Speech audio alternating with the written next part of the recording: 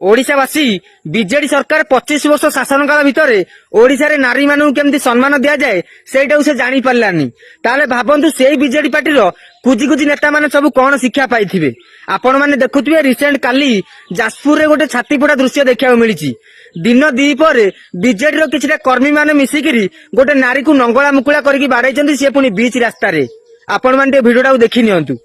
दर्शक बंधु जाजपुर आसिला बड़ खबर बीजेडी कर्मी और पंचायत नेता माने निज उद्धत कार्य करी जड़े सूचना अधिकार कर्मी घरे पशि स्वामी को निर्धूम माड़ मारिबा सह स्त्री को बीच रास्ता रे उल्लंघन करी माड़ मारुथिबा वीडियो एबे सामना को आसी समर वीडियो आप देखुछन्ती कोबरे चित्रे बीच रास्ता ऊपर उल्लंघन करी माड़ मारुथिबा वीडियो सामना को आसी से चित्र जाजपुर राहसाई पंचायत औषधपति विभिन्न दुर्नीतिमूलक तथ्य को आरटीआई माध्यम ब्लॉक को मागिबार तुरंत होई दुर्नीति एबे धरा पड़ी। देखले तो ओडिशावासी एमान सब हेले बीजेडी लोक एमानु केही किछि कहबेनी सेमती ठिया हेकी समस्त तमाशा देखिबे।